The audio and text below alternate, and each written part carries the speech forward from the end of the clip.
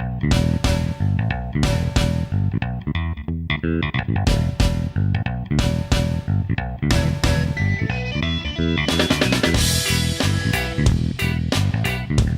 boys and girls, and welcome to College Football 2018. This is week two. Week two, we're getting ready for week two of the season, and appropriately enough, week two of the Carla and Krabby Show. Hi, Carla. Hey, welcome back to the studio. This is nice. Thank you. I'm glad to see you escaped from the closet. That's a good thing.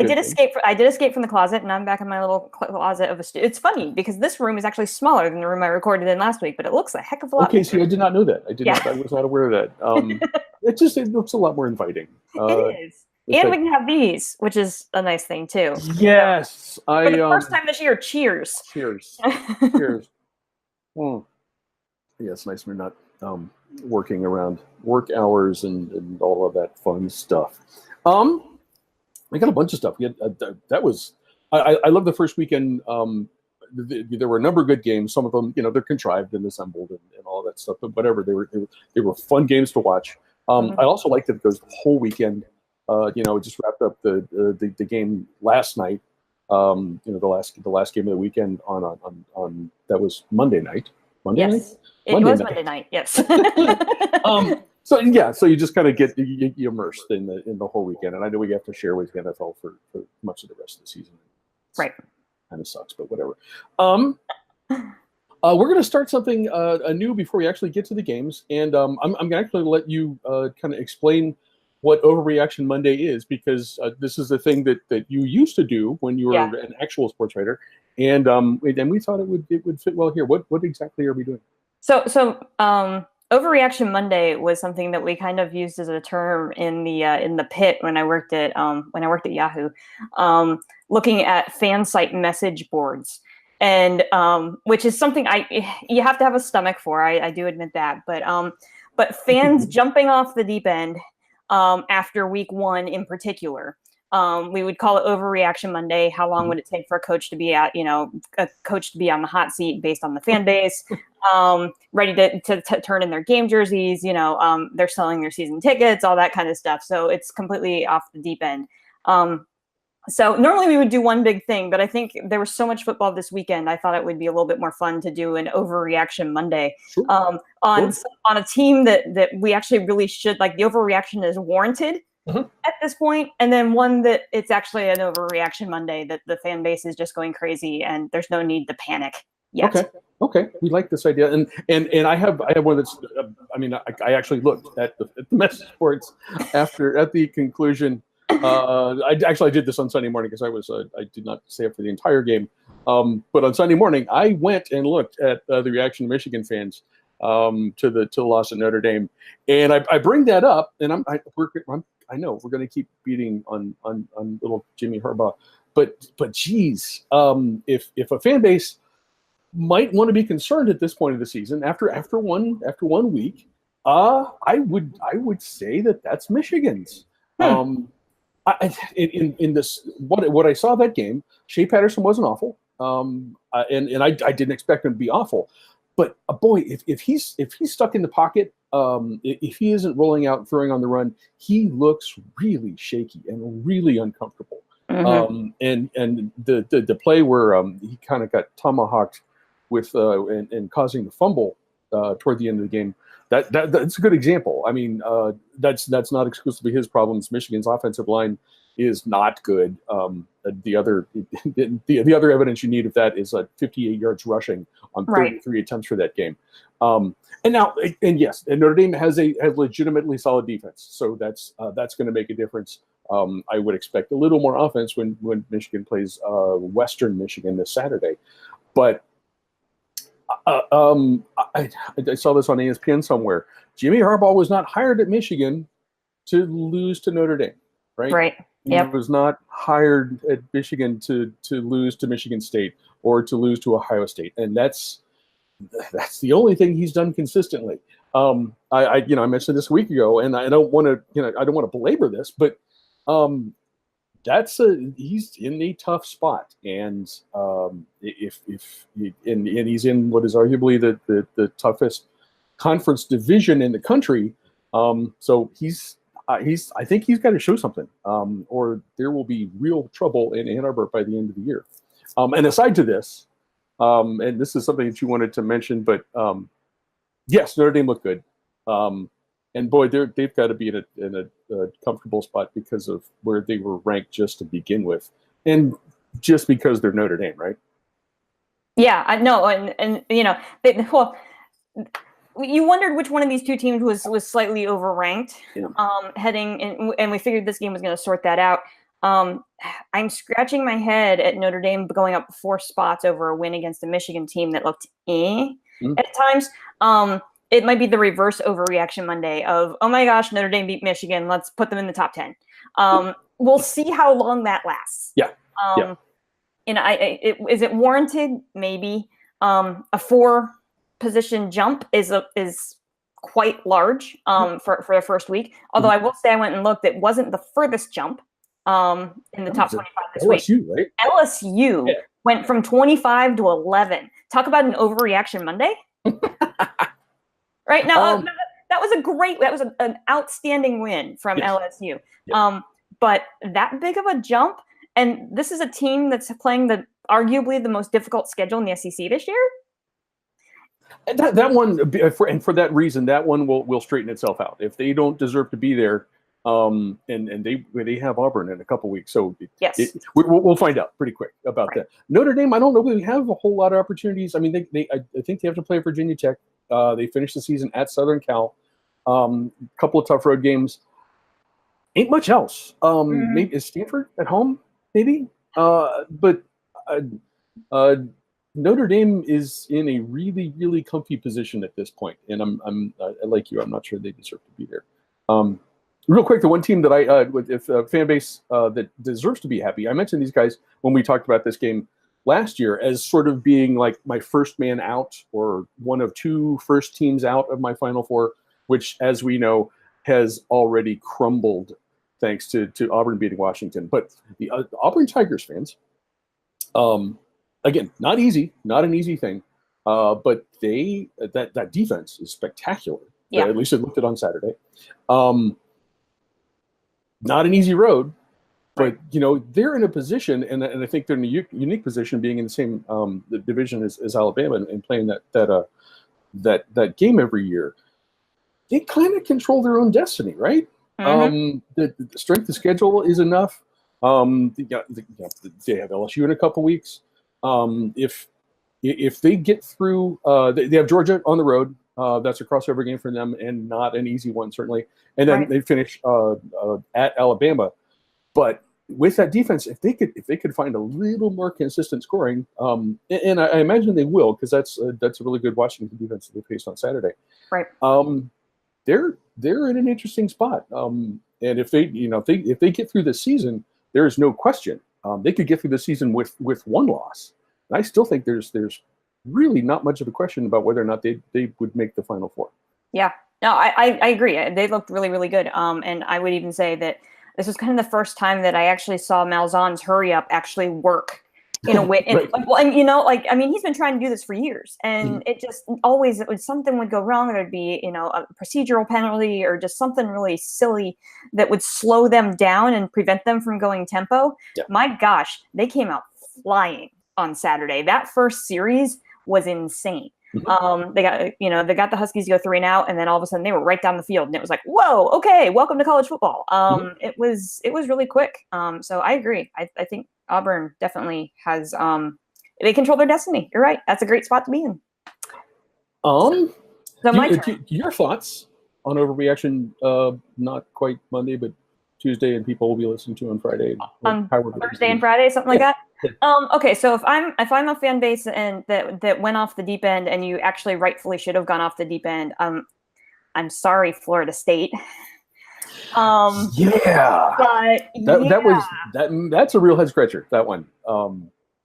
I was surprised. You expect Virginia Tech to be tough, especially defense, but woof.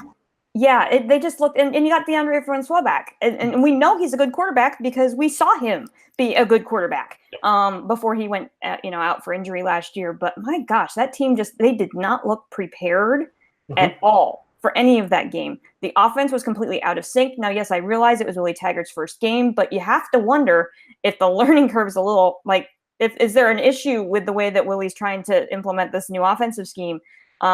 Because, man, they just couldn't do anything. And of course, yes, beamer ball is a thing. It still is a thing because, the block punt was a thing of beauty. I mean, you couldn't have asked for a better executed play. Could have asked for a better camera shot from ESPN. I hate that end zone cam, but anyhow, if I'm a Florida State fan, I'm starting to sit on my hands a little bit, and I'm getting nervous about this season. And you have to hope that they look a lot better next week. Otherwise, I think you have a right to be nervous about this season. Team that should not be concerned. I would counter your Auburn with a Washington. If I'm Washington, I don't think I'm overly concerned. Yes, that's a huge loss. Now you got to win out. You have to take care of business in your conference, and you have to win the Pac-12. That's the way you can still get into the playoff. I'm not worried about that. The other team that I wouldn't be super concerned, and this is a fan base that loves to jump off the deep end immediately, is Tennessee. Tennessee did not look good against West Virginia. They have some pieces in place, though. I'm not ready to have that fan base jump off the deep end yet. Did they ever find a head coach? Finally, well, they've got Jeremy Pruitt right now, but but Tennessee Twitter on Saturday was asking how long it was going to take for Philip Fulmer to fire Jeremy Pruitt and name himself head coach. So there's a lot of Overreaction Monday happening from the UT fan base, but that's a thing. That's normal. Ask Greg Ciano about that. So this is a thing. I wouldn't worry yet. You want to see some market improvement. West Virginia is a good football team, so I wouldn't. I wouldn't be super concerned. And neutral site, and there was a weird hour-long rain delay, which is that's the worst part of this time of football is these weird weather delays. And so you have to think that played a little bit of rhythm issues. So Tennessee, don't panic yet. I think Jeremy Pruitt's a good coach. I think he's going to turn these things around. You just got fed a really, really, really good football team in week 1. Give him some time to sort this out, and I think Tennessee is going to be okay. So yeah, those are my overreactions. Okay, that sounds good. We may bring this back if it's necessary. We reserve the right to tinker with format. We'll see what we do, but that was a fun way to approach this, especially after week 1 when still basically no one really knows anything. But it's still fun to get all hysterical in one extreme or the other. Another team that probably doesn't have anything to worry about at this point of the season is number 2 Clemson. They are going to Texas A&M on Saturday, and they're favored by 12 points. And this is just we don't have a ton of a top 25 on top 25 matchups this week, but this game was intriguing because this could be. I mean, on paper, A&M is not what they've been in the past, and Clemson certainly is. But could be this could still be on paper. This could still be an interesting thing, especially on the road. What do you think? Yeah, I like this game a lot for a number of reasons. Both these teams played cupcakes last week, so they really haven't been tested. So talk about an Overreaction Monday. We don't know anything about either of these two teams. Right. Clemson roughed up Furman. As they should. I do have, some poor dude named Furman. I don't know who he is. Right. Okay. So I have to take us off course for 1 second here because the AP story out of this game had probably one of the best lines ever. So I want to give credit to Jeffrey Collins. Okay. I'm going to double check his name. Jeffrey Collins of the Associated Press, who is covering this game, who in his takeaways for this game, the takeaways for Furman. This is no joke, what the Associated Press printed. Nobody appeared to be injured. The Paladins picked up $360,000 for their short trip to Death Valley. The ride back to Greenville is 30 miles and the bus has air conditioning. Okay, that's a win. Yeah, that's good. I love that. That is literally the takeaway from that game for Furman. They got paid, they did their thing, and congratulations, enjoy the air conditioning, and nobody got hurt. You'll be fine for next week. Jeremy Collins, thank you for being honest. Yeah. So anyhow, the most intriguing thing about the Clemson game, about that game, was the fact that there's still a little bit of uncertainty as to whether Kelly Bryant's still going to be the starting quarterback at Clemson, which is a ridiculous question to ask after you have a quarterback that took your team to the national semifinals last year. But freshman Trevor Lawrence They alternated. So Bryant played the first quarter, Lawrence played the second quarter, and they did some alternating stuff in the second half. Trevor Lawrence threw 3 touchdown passes, and all 5 of his drives ended in a score. That's an impressive debut. Yes, it's Furman. I get that. But there's a lot of excitement around this kid. And here's the other thing that's a little bit scary if you're an opponent of Clemson. The freshmen are taking over. This is a young, really, really good team. Their freshman running back, Lynn J. Dixon, had a couple of really nice breakout runs in that game. They had a freshman wide receiver and a freshman tight end caught the last 2 touchdowns of the game. So this is a super young team, and they have a front 4 on defense, all of which could be potential NFL first rounders. So Clemson looks really, really good. Texas A&M blew out Northwestern State. Right. Primarily behind the legs of Travion Williams. Travion Williams went for over 200 yards, 3 touchdowns, explosive big plays. This is Jimbo Fisher's first go-round. And what was Jimbo's kind of hallmark at Florida State while he was there? He liked the explosive big play. He didn't get it from his quarterback, but he got it from his running back. Good start for what he's trying to do there. Here's the challenge. You have a Texas A&M team that's getting their big explosive plays from a running back going up against potentially the best front 4 in defense in Clemson this week. I don't see how that works out for Texas A&M in a good way. Until they get a little bit more going on offense. And that'll take some time. That'll take Jimbo some time. The other wild card in all this is who knows Clemson better than anybody? Jimbo Fisher. Right. From being a constant thorn in Clemson's side and vice versa. So if anybody can make this 2 quarterback thing work, it might be Dabo. Jimbo is working to get his offense in place. He's had some defensive disciplinary issues. There are 2 players ejected for targeting last week. The biggest receiver right now is a tight end. I like Clemson in this game. I think it could be close in the first half as these 2 teams are feeling each other out, first test of the year. But I see Clemson pulling away in this one in the second half. Okay, I agree. I don't think there's any reason to suggest that Clemson's not going to win this game. But stuff that could happen. As you said, Jimbo knows Clemson very, very well as probably any coach that's not actually on the staff at Clemson. Right. A good running game can be effective against a team, especially if they have a strong front 4 that wants to kind of tee off. Sometimes the best way to attack a front like that is to run right at them.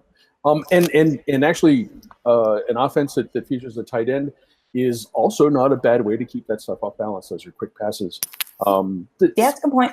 I'm reaching here a little bit, but then you add all that up. With the atmosphere at College Station, which that's a big building, and the people who live in that isolation are just nuts. So it'll be a fun atmosphere, and that part will be a challenge for Clemson.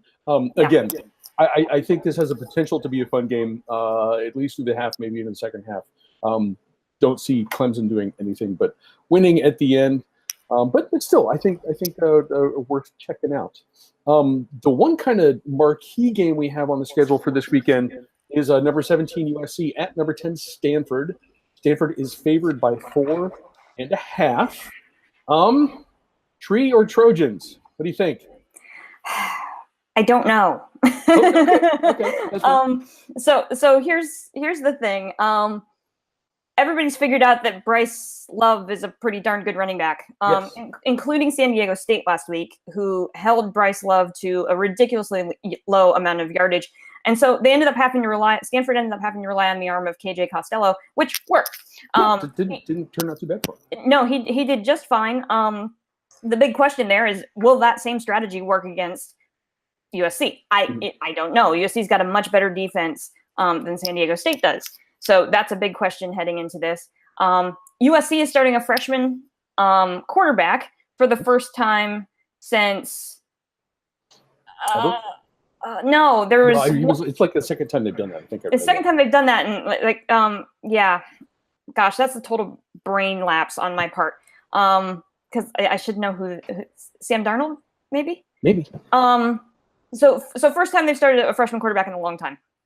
He looks solid. It took him a while to get going, but I mean, he's an 18-year-old kid starting, in his first major collegiate football game, and of course there's some jitters, and he had some oops, the running back's on the wrong side kind of moments in his first couple of drives, but that happens. And he recovered, and the Trojans won the game. Yeah. One of the comments that we knew about USC heading into the season was the fact that they needed to shore up some things on defense. They didn't necessarily show that they had fixed those problems in this last game. And so you have a defense that might have some questions going up against one of the best running backs in the country, and you have to wonder how that's going to work out. But here's the thing, this is why I can't pick this game, because of the Stanford postulate of 2017. Okay. If you remember that from last year's episodes, that Stanford did the exact opposite of what we expected them to do every single time. It's true. Every single time we picked Stanford to win, they would lose. We picked Stanford to lose, they would win. Stanford wins. Yes. Stanford wins. We're going to break the postulate. Stanford wins. I am in agreement that and if I was actually putting money on this game, then maybe you worry about the Stanford postulate. But in this case, I see this as a thing for Tree, particularly after last weekend. If Stanford is looking at their schedule and how things play out, you've got to be looking at Washington and how that's going to go. Yeah. Granted, it's not a conference loss for Washington, and that still all has to play out in the conference schedule. But suddenly this team that a lot of people have been picking for the Final Four maybe looks a little mortal, and suddenly again you feel like, okay, this door is open a little bit. I think a lot will depend on Bryce Love. You mentioned some kind of the defensive issues that SC had when they played UNLV last weekend. Boy, Southern Cal better not do that against Bryce Love, because my assumption would be that Stanford is going to move to correct. San Diego State, sold out to stop him, and they did. He got 29 yards rushing for that game. So I think Stanford will change stuff up to change that. Stanford is I love that they're a good physical football team in the Pac-12, and I think that works in their advantage at sometimes. And then JT Daniels, you mentioned the freshman quarterback at Southern Cal. He's in a tough spot to open conference play on the road against what is probably the most physical team in the conference. He might get smacked around a little bit. It will be a tough thing for him. So I think kind of between that and between a resurgent Bryce Love, I think Stanford is going to win this one. And then we did this a little bit out of chronological order by 30 minutes or so, but we wanted to save this one for last because there aren't that many more of these coming in the near future. Number 13, Penn State at Pitt, just down the road from me in the Mustard Bowl. Penn State is favored by 8.5 to 9 points. Interesting game for Penn State last Saturday, huh? Yeah, just a bit. Talk about Overreaction Monday, but yeah. But here's the thing with that. The one thing that I seem to notice was that there wasn't a total complete loss of composure. That's what App State does. Not at all. App State has done this for how many years in a row now, where they bring their season opener. They play usually a top 25 opponent, and they take them to the wire. They did it to Georgia last year. Of course, everybody references the Michigan win from how many years ago. But Georgia was on the ropes. They took Tennessee to the ropes a couple of years ago before that. This is just the way App State operates. Mm-hmm. And so was I surprised that it was a close game? No, I wasn't. Was I surprised it was that close? Yeah, a bit. Especially playing it in Beaver Stadium, right? The friendly confines of Beaver Stadium. That's a little bit of a head scratcher. But McSorley misses. It was very obvious that McSorley was trying to get used to the new weapons around him. Yeah. And he definitely was missing Gesicki and Barkley a lot. Defense was a little at times as well, especially in the second half. You don't let especially in the fourth quarter. Right, yeah, you definitely don't let a team like App State score 28 points in the fourth quarter. So yes, there are a lot of questions heading into this game against Pitt. They did pull it out. You have a senior quarterback who kept his composure and led the team to a win. Mm-hmm. You also have a running back in Miles Sanders, who is starting to kind of emerge into this new starting role after, being the second fiddle to Saquon for all these years. Right. And he ended up scoring the game winner in overtime, straight up the middle. So it's coming together. It was a little too nerve-wracking for anyone's comfort on Saturday, but they pulled out the win. And it shouldn't have been that surprising because Penn State only had 2 returning starters on defense this year. So the defense is trying to figure things out. They obviously still have a lot of work to do in that regard. Pitt had a nice win against Albany, did what they were supposed to do. Yes. Kenny Pickett looked sharp again, and especially in the first half. He cooled off in the second half. He went like 13 for 13. 13 of his first 13 passes he completed. So he was on fire at the very beginning of the game. That cooled off in the second half. Running backs combined for over 200 yards. The biggest kind of worry for Pitt right now is the fact is that offensive line really improved. We don't know because they played Albany. Right. They were able to rush for 200 yards. That's usually a good sign. But when you're playing, a lesser opponent like in Albany, how much is that really improved? It's going to be a really interesting game on Saturday. Penn State is still technically the better team. And I believe them to be the better team. I think this game is going to also be too close for comfort because Pitt now has the reputation of wanting to win this game. They've won 2 out of 3. I think they believe that they can win this game because they're playing at home. They saw, like we did, what happened in Beaver Valley last weekend. I think it's going to be a close game. I don't like the line in this game at all. I think it's going to be closer than 8-point game, just because of the rivalry fact. I think Penn State I think McSorley finds a way to pull it out, but I think it's going to be another nail biter. And Nittany Lion fans are going to be going, oh my gosh, here we go again. But it's going to come down to the fourth quarter. I really believe that. I hope I'm wrong.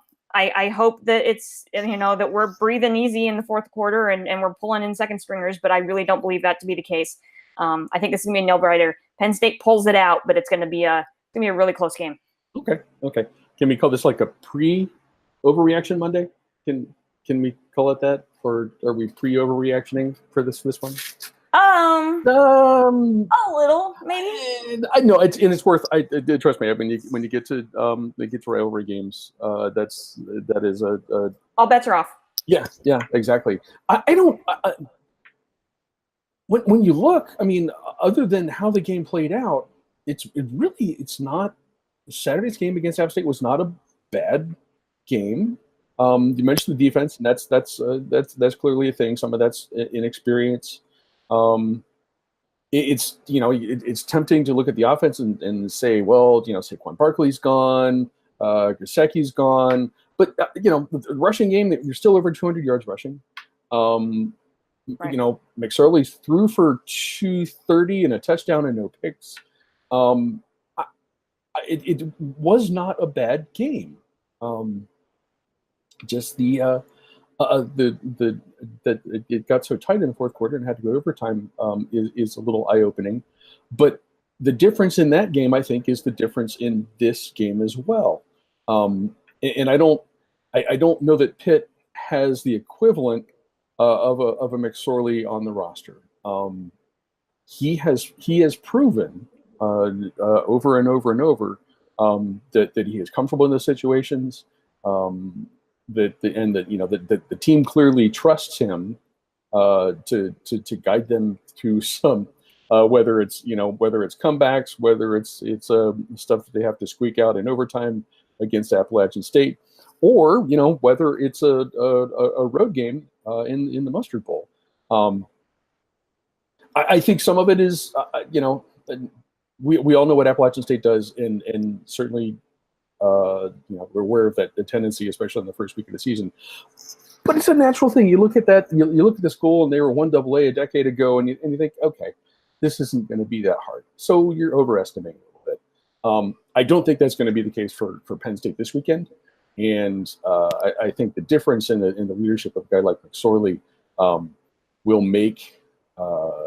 be the difference in that game on Saturday. So I I agree that 8.5 to 9 is probably tough, but a win by touchdown might be late in the game, but I think that's a reasonable thing to expect for your Nittany Lions. Yes. Guys, you can find the Carla Crappy Show everywhere for the duration of the college football season. For video, look for us on YouTube or at our Facebook page. If you want to listen, you want Carla Crappy Show in your head, you can find us at iTunes, Google Podcasts, TuneIn, and Stitcher, in addition to the Facebook page. If you like the show, give us a rating review. If you don't, mind your own damn business. Thank you very much for watching and listening. Carla, thank you. Thank you. And I did a quick recon before we cheers. The USC quarterback, the freshman, Matt Barkley. Okay, so it's been a while. Matt Barkley in 2009 was last freshman. So I apologize, USC fans. Google is a beautiful thing in the middle of a show. Yes, it is. Good company for that kid, too. Cheers, everybody. Cheers. Thank you, guys. We'll talk to you again soon.